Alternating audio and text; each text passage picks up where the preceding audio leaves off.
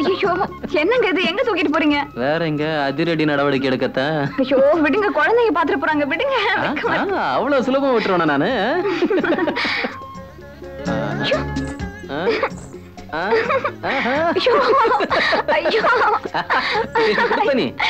கொடுக்க மாட்டேன். எனக்கு பெட்டிஷன் கொடுப்பியா?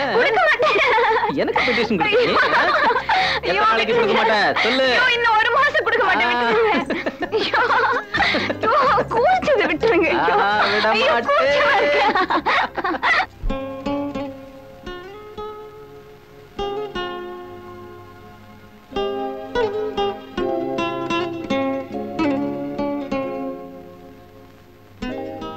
கஸ்தூரி, நான் ஒண்ணு கேட்பேன், மறைக்காம உண்மையை சொல்லணும். இல்ல எல்லா பெண்கள் மாதிரி வீடு வாங்கணும், நகை வாங்கணும், நிலம் வாங்கணுங்கிற ஆசை உனக்கு இல்லையா? இல்ல இருந்தும் வெளியே சொல்லாம இருக்கியா?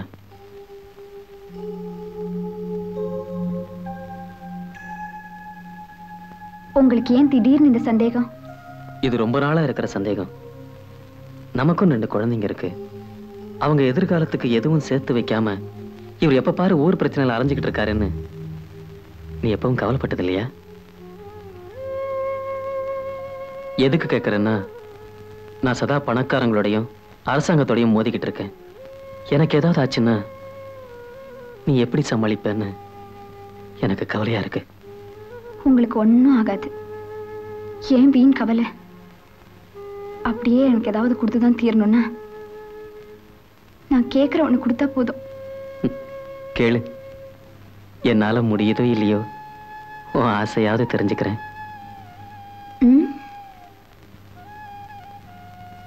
கொஞ்சம் இருங்க, இப்ப வர.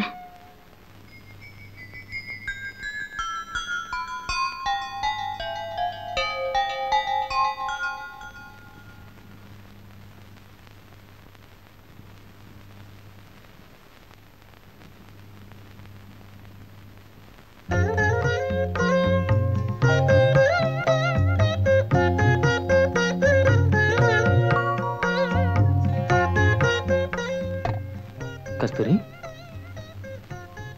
இதுல உங்க காலை வைங்க. என்ன இது? வைங்க சொல்றேன். போதும், எடுத்துருங்க. என்ன கஸ்தூரி இது? ஸ்ரீராமர் பாதம். இந்த கையளவு மண்ணில் உங்க காலடி இருக்கே, இதுதாங்க உலகத்திலே பெரிய சொத்து. தாய் தகப்பனோட இருக்கிற பொண்ணுங்களே கரையேற கஷ்டப்படுறப்போ அப்பா அம்மா யாருன்னே தெரியாம அனாத ஆசிரமத்துல வளர்ந்து எனக்கு மனைவிங்கிற ஸ்தானத்தையும் 2 குழந்தைங்களுக்கு தாய்ங்கிற அந்தஸ்தையும் கொடுத்துருக்கீங்களே, இதை விட வேற சொத்து வேணுமாங்க? வேண்டாங்க, இதுவே போதும்.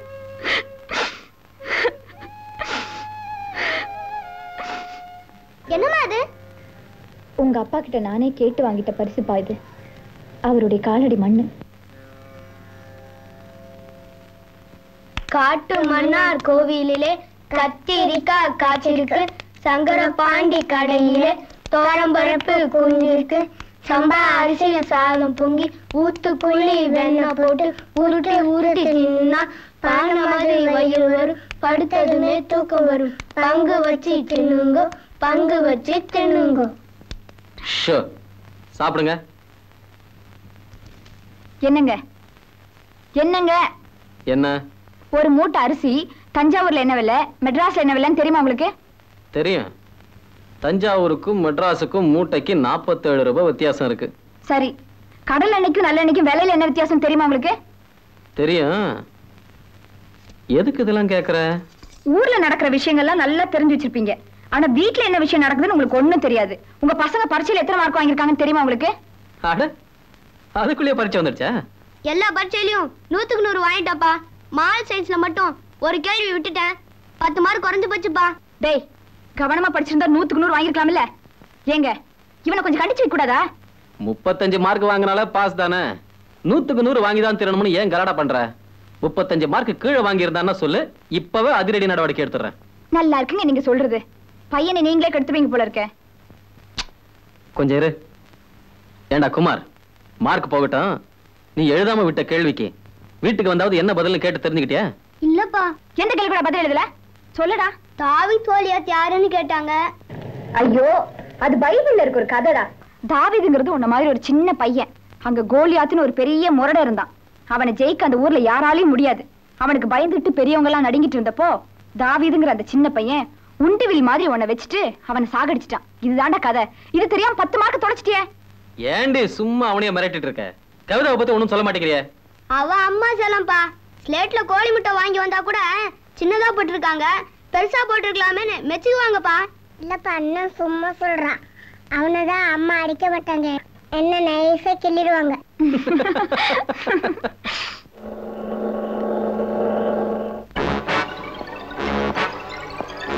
அப்பா, பேய் பூதெல்லாம் இருக்காப்பா? பேய் பூதமெல்லாம் ஒண்ணும் இல்லடா. ஆனா அதுகளோட குணாம்சங்கள் உள்ள மனுஷங்க இருக்காங்க, அது மட்டும் நிச்சயம். என் பேரு மகாதேவன். தெரியும். நான் ரொம்ப கெட்டவன்னு ஜனங்க சொல்லுவாங்க. அதுவும் தெரியும்.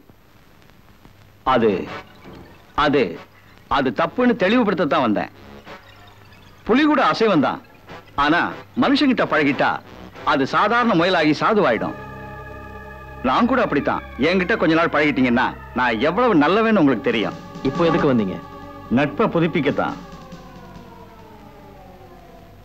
நான் மனுஷங்களோட தான் நட்பு வச்சுக்குவேன், புலி சிங்கங்களோட இல்ல. நீங்க நல்லவர், ரொம்ப நாகரிகமானவர்னு நாடே சொல்லுது. என்ன நிக்க வச்சு பேசிட்டு இருக்கீங்களே. நாம 2 பேரும் உட்கார்ந்து பேச வேண்டிய இடம் லேபர் ஆபீஸருக்கு முன்னாடி, இங்க இல்ல. இப்ப நீங்க புறப்படலாம். நான் நட்புக்காக கையை நிட்டுறேன், நீங்க பலப்பரட்சிக்காக கை நிட்டுறீங்க. என் விஷயத்துல உங்க முடிவு இதுதானே? மக்களுக்கு கஷ்டம் தர்றவங்க யாரா இருந்தாலும் எனக்கு எதிரிதான். ஆனா நான் உங்களை எதிரியா எடுத்துக்க மாட்டேன். எனக்கு சமமா பலமா இருக்கிற ஆளுங்களை தான் எதிரியா நினைப்பேன். உங்களை ஜெயிக்கக்கூடிய எதிரி நான் தாங்கிறத காலம் சொல்லும். நீங்க போலாம்.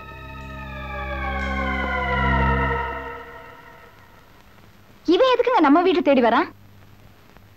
வேலை பேசத்தான். இவ்வளவு கெட்டவனா இருக்கானே, இவனை போலீஸ் பிடிக்காதாப்பா?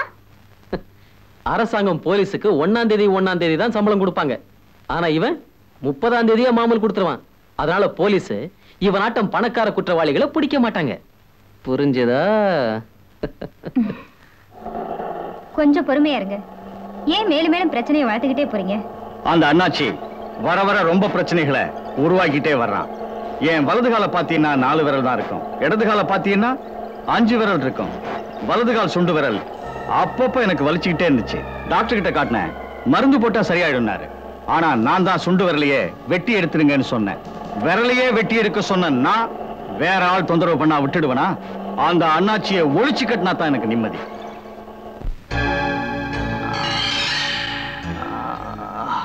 ஏண்டி இவ்வளவு லேட்டு? என் பெருமையை மேடை போட்டு வீதி வீதியா பேசுறத கேட்டு ஆனந்தப்பட்டு வந்தியா? உங்களுக்கு பிரஷர் அதிகமாயிடுச்சு, கொஞ்சம் ரெஸ்ட் தேவை. 4ஆம் தேதி அவன் போய் சேர்ந்துருவான்.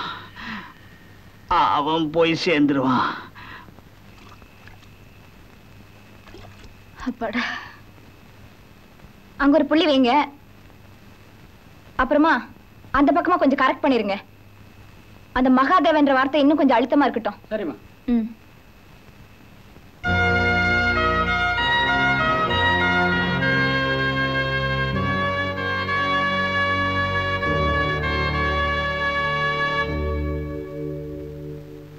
உங்களை ஜெயிக்கக்கூடிய எதிரி நான் தாங்கிறத காலம் சொல்லும்.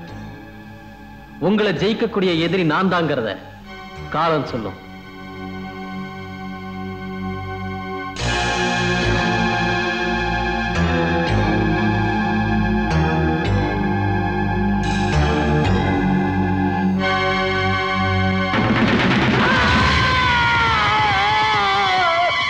என்ன அநியாயம் பாருங்க. அண்ணாச்சியை கொலை பண்றதுக்கு முயற்சி பண்ணிருக்காங்க. அவர் படுகாயத்தோட தப்பிச்சிட்டாரு. ஆனா போலீஸ்காரங்க கொலை முயற்சிங்கிறத மறைச்சிட்டு விபத்துன்னு அறிக்கை கொடுத்திருக்காங்க.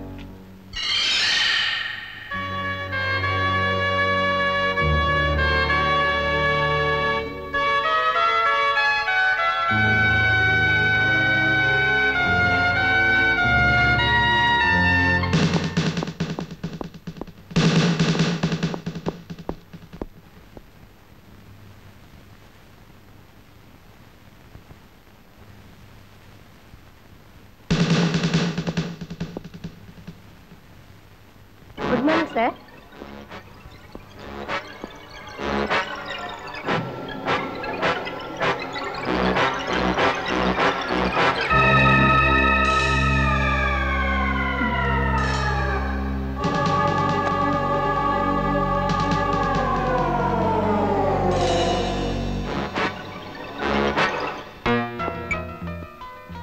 விபத்து நடந்ததை கேள்விப்பட்டதும் ரொம்ப வருத்தப்பட்டேன். சமூக பிரச்சனைகளுக்காக சதா போராடிட்டு இருக்கிற இவருக்கு இப்படி ஒரு நிலைமை ஏற்பட்டிருக்க கூடாது. நடந்து போச்சு. தைரியமா இருங்க. உங்களுக்கு வேண்டியதை நான் செய்து தர்றேன். உங்க தேவைகளுக்கு நான் உதவுறேன். இவரை காப்பாற்றக்கூடிய மருந்து உலகத்துல எந்த மூலையில இருந்தாலும் சரி நான் வரவழைச்சு தர்றேன். இந்த பணத்தை செலவுக்கு வச்சுக்கங்க. என்ன அப்படி யோசிக்கிறீங்க? எடுத்துக்கங்க. சூரியனை சுத்தி பிரபஞ்சமே என்கிற மாதிரி பணத்தை சுத்தி தான் வாழ்க்கையே இருக்கு. இன்னும் எவ்வளவு நாள் தர்றேன், எடுத்துக்கங்க. டேய், யார்கிட்ட நான் விளையாட வந்திருக்கேன்? என் புருஷன் செத்தாலும் சாகட்டும் இருப்பேனே தவிர உன்கிட்ட பணம் வாங்கி நான் மருந்து வாங்க வேணா. போடா வெளியே, போடா வெளியே. கொலை செய்யவும் ஏற்பாடு செஞ்சுட்டு பிரார்த்தனை செய்ய வந்திருக்கேன். நீ உன் திட்டம் எதுவுமே படிக்காது. என் கணவரோட குறிக்கோள் இருந்து நான் விலக மாட்டேன், விட்டு கொடுக்க மாட்டேன். அவரோட திட்டப்படி நாளை காலையில அதே நேரத்துல அதே சமயத்துல அந்த போராட்டம் நடக்கும். நான் எடுத்து நடத்துவேன். அதை தெரிஞ்சுக்க. நீ அனாவசியமா கோபப்படுற. நான் உன்னை அப்புறம் பாக்குறேன்.